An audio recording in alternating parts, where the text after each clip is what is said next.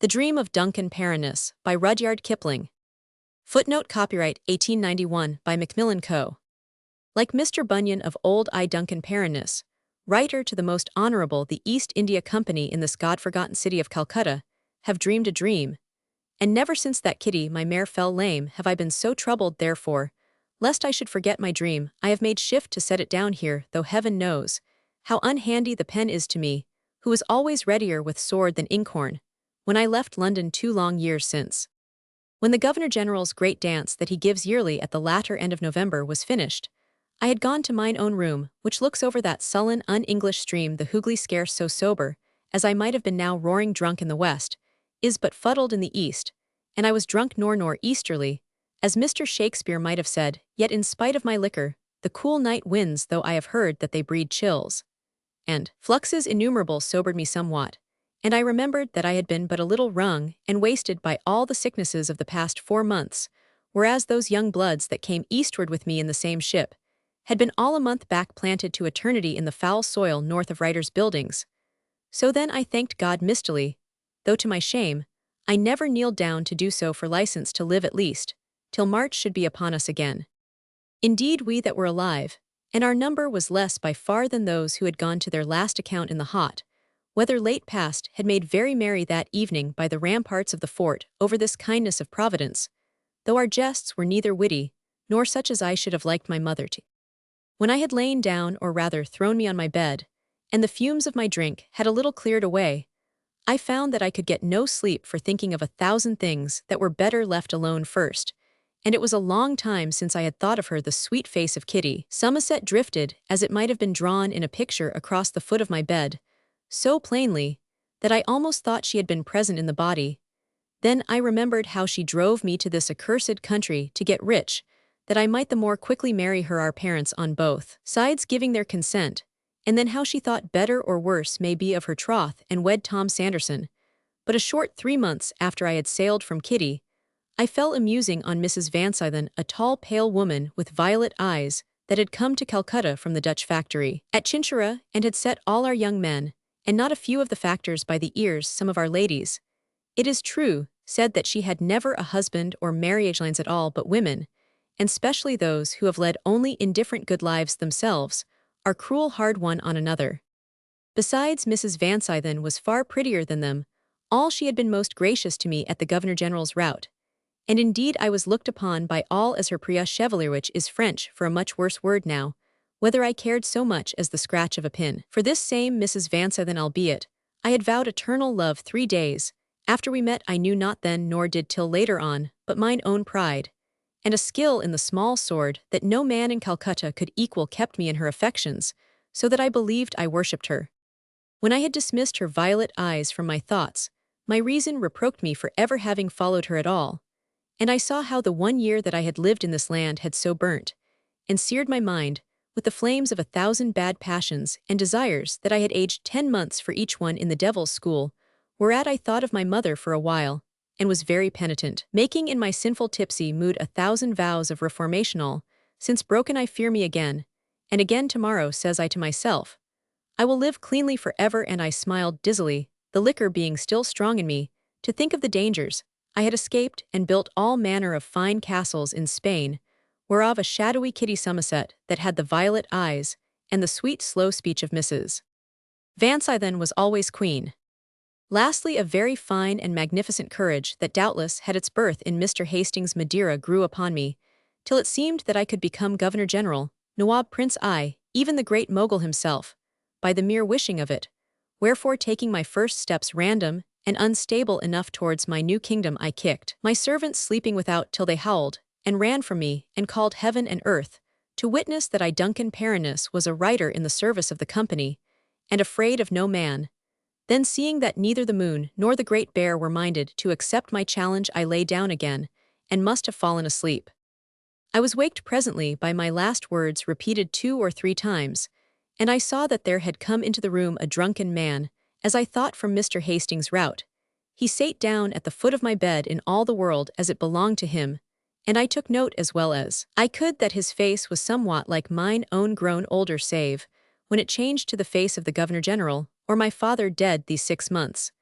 But this seemed to me only natural, and the due result of too much wine, and I was so angered at his entry all unannounced that I told him not over civilly to go to all my words. He made no answer, whatever, only saying slowly as though it were some sweet morsel writer in the company's service, and afraid of no man. Then he stops short, and turning round sharp upon me, says that one of my kidney need fear neither man nor devil, that I was a brave young man, and like enough should I live so long to be Governor-General. But for all these things, and I suppose that he meant thereby the changes and chances of our shifty life in these parts, I must pay my price by. This time I had sobered somewhat, and being well waked out of my first sleep, was disposed to look upon the matter as a tipsy man's jest. So says I merrily, and what price shall I pay for this palace of mine, which is but 12 feet square, and my 5 poor pagodas a month? The devil take you and your jesting. I have paid my price twice over in sickness. At that moment my man turns full towards me, so that by the moonlight I could see every line and wrinkle of his face. Then my drunken mirth died out of me, as I have seen the waters of our great rivers die away in one night, and I, Duncan Parrenness, who was afraid of no man, was taken with a more deadly terror than I hold it has ever been the lot of mortal man to know, for I saw that his face was my very own, but marked and lined and scarred with the furrows of disease and much evil livingas. I once, when I was, Lord help me, very drunk indeed, have seen mine own face all white and drawn and grown old in a mirror. I take it that any man would have been even more greatly feared than Roman one, for I am in no way wanting in courage. After I had lain still for a little, sweating in my agony and waiting, until I should awake from this terrible dream, for dream I knew it to be, he says again, that I must pay my price, and a little after, as though it were to be given in pagodas and sicca rupees. What price will you pay? Says I very softly. For God's sake, let me be whoever you are, and I will mend my ways from tonight, says he, laughing a little at my words, but otherwise making no motion of having heard them. Nay,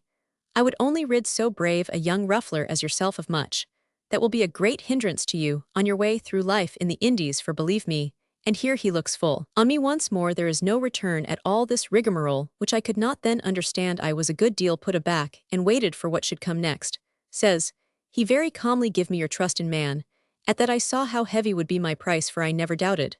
but that he could take from me all that he asked, and my head was through terror and wakefulness altogether cleared of the wine I had drunk. So I takes him up very short, crying that I was not so wholly bad as he would make believe, and that I trusted my fellows to the full as much as they were worthy of it. It was none of my fault, says I, if one half of them were liars, and the other half deserved to be burnt in the hand. And I would once more ask him to have done with his questions. Then I stopped a little, afraid, it is true, to have let my tongue so run away with me. But he took no notice of this, and only laid his hand lightly on my left breast, and I felt very cold there for a while. Then he says, laughing more, give me your faith in women. At that I started in my bed, as though I had been stung, for I thought of my sweet mother in England, and for a while fancied that my faith in God's best creatures could neither be shaken nor stolen from me. But later, myself's hard eyes being upon me, I fell to thinking for the second time that night of Kitty, she that jilted me and married Tom Sanderson, and of Mistress Vansithen, whom only my devilish pride made me follow, and how she was even worse than Kitty, and I worst of them all, seeing that with my life's work to be done,